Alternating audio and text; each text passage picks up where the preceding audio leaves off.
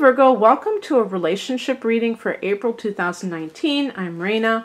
The intention of this reading is to possibly provide messages for people who are struggling in relationship, and I'm just giving food for thought, cosmic food for thought. That should be my tagline.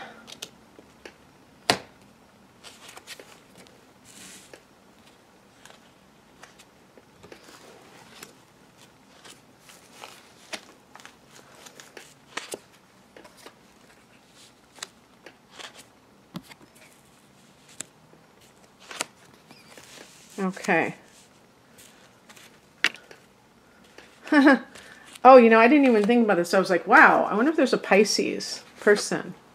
The reason I wasn't even thinking of Page of Cups, I was just thinking of, oh, well, there's then maybe unconsciously I was thinking about the Seven of Cups, which is connected to Neptune. But anyway, let's just do this. So the heart of the matter is the Page of Cups. And, you know, you can see the little fishy jumping out of the cup. This card is specifically connected with Pisces, but we can say water signs in general. And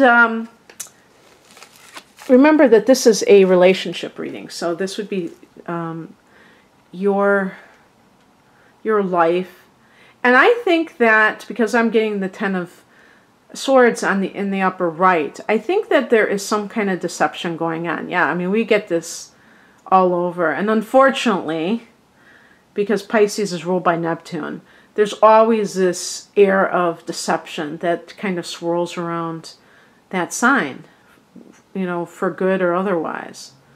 Well, it's not going to be good. It's going to be otherwise, right? And that's not to say that Pisces is a deceptive sign or that Neptune is a planet that's all bad. It's just that in relationships especially, this can be a little bit tricky because people may find themselves in a situation where they are being duped. And it doesn't feel really good to be duped, does it? Page of Cups. This could be within yourself, a sense of probably turning a blind eye in your relationship.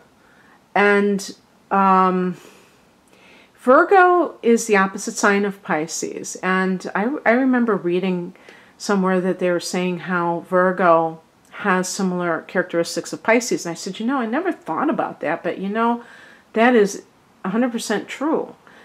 Maybe it doesn't manifest in the same way, but Virgo does really want to help people, but in a very tangible way, not in a pie-in-the-sky way, like Pisces might. Very tangible way.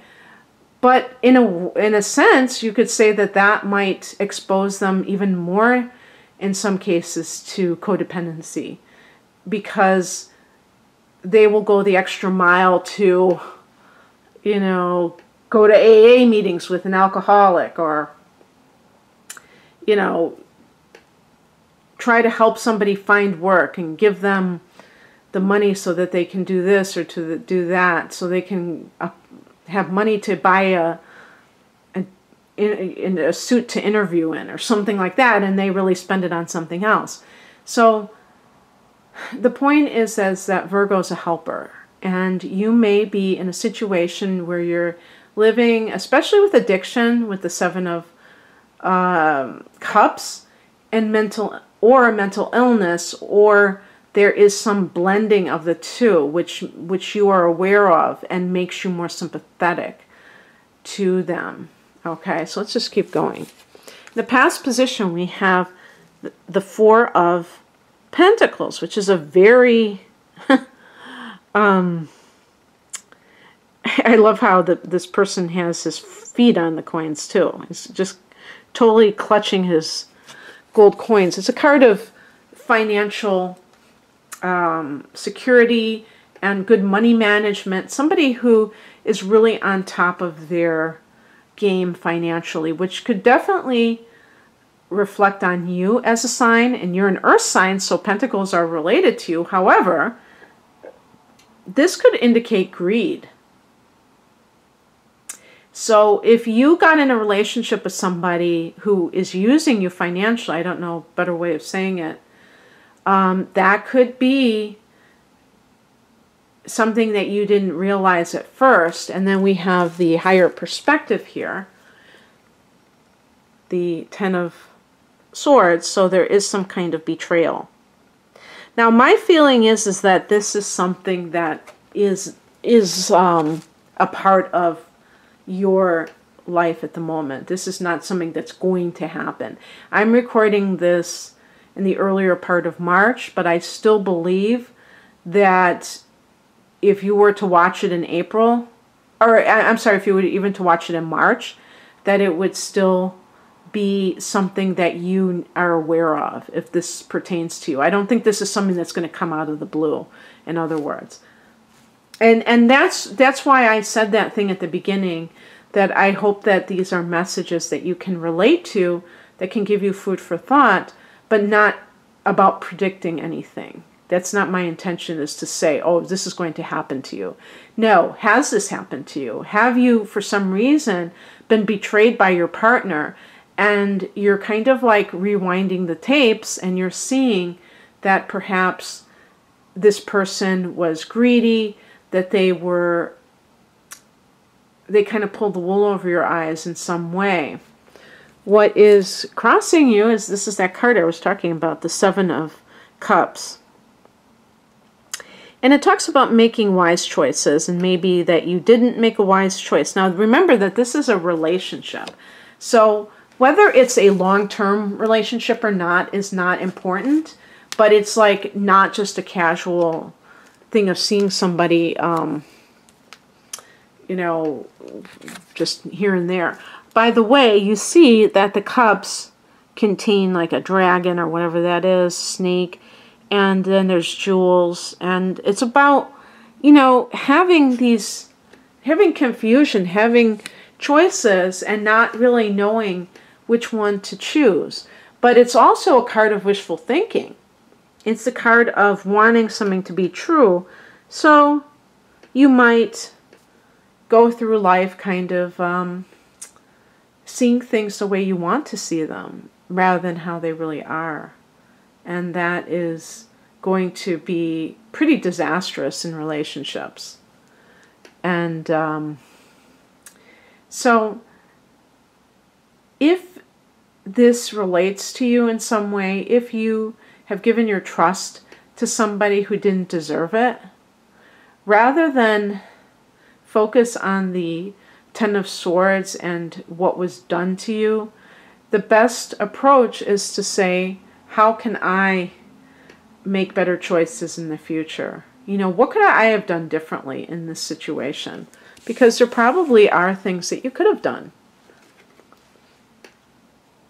What's coming in is represented by the Knight of Cups, which is a card of, sometimes it's like an offer of love to another person. However, in this particular reading, even in the upright position, I would say to be careful, even in the upright position. If this is a partner and you have found out that they are doing something, cheating, or lying to you about something, lying to you about working, and they're really just cleaning out the bank account, who knows? Maybe an addiction that they have, and you find out that they were taking the money, and they were like overly concerned with money, and now you realize why, because they were feeding an addiction. Be careful if they come in this form of the Knight that is like acting so perfect, like everything is fine, because that can be just an act. And then usually when I see this card, I think of something good. But even in the upright position, they can really fool you. They can really make you think that they've changed. Because look at the outcome, the High Priestess. And this is a card of, you know, be still and know. You know, you might learn, you might not have all the information here. And there might be something that is being presented to you in a very nice way that just doesn't pass the smell test in reality. And it's about connecting with your higher self. And obviously, it's very difficult for people who don't really feel that sense of connection to do so. I wouldn't worry too much about it, but just by being alone for a time and being aware of how you really feel about the situation is a good start. Not allowing the noise of the world to kind of drown out your own small, still voice within yourself that is guiding you at every turn. And just really honoring yourself enough that you are willing to see things as they really are, fully and completely.